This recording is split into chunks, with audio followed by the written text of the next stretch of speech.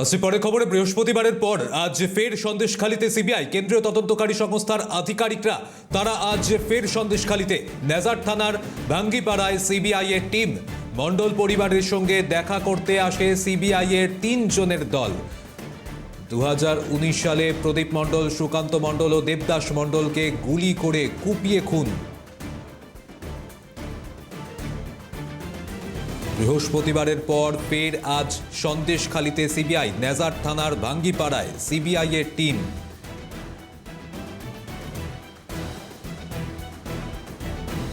মণ্ডল পরিবারের সঙ্গে দেখা করতে আসে সিবিআই এর 3 জনের দল। 2019 সালে প্রদীপ মণ্ডল, সুকান্ত মণ্ডল ও দেবদাস মণ্ডলকে গুলি করে কুপিয়ে খুনের ঘটনা। শাহজাহান ঘনিষ্ঠদের হাতেই খুন হন দাবি নিহতদের পরিবারের। নলকোড়া জুনিয়র বেসিক স্কুলে প্রত্যক্ষদর্শী ও সাক্ষীদের বয়ান নথিবদ্ধ সিবিআই এর। এই মামলায় ভোলা ঘোষ তিনি অন্যতম সাক্ষী ছিলেন, কিন্তু সেদিন সাক্ষ্য দিতে যাওয়ার সময় দুর্ঘটনার কবলে পড়েন তিনি।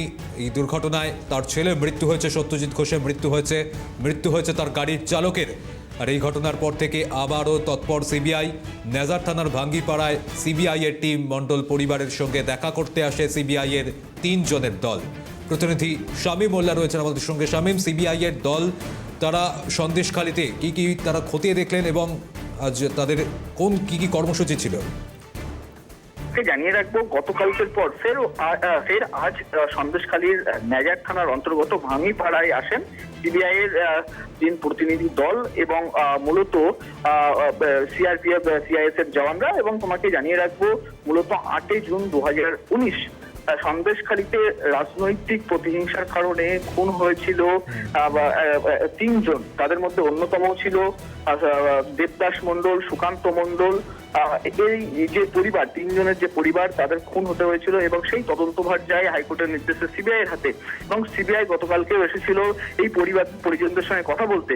আজকে মূলত একেবারে 3 প্রতিনিধি দল তারা যেখানে এই তৃণমূল কংগ্রেস মিটিং সংগঠিত করেছিল ঠিক সেই জায়গা নলকোড়া জুনিয়র বেসিক স্কুলে, সেখানে প্রতিনিধি দলের আধিকারিকরা, সিবিআই আধিকারিকরা তারা এসেছেন এবং মূলত যারা উইটনেস রয়েছে, প্রত্যক্ষদর্শী রয়েছে এবং সাক্ষী রয়েছে, তাদের সঙ্গে কথা বলছেন এবং তাদের বয়ানগুলো লিপিবদ্ধ করছেন সিবিআই আধিকারিকরা।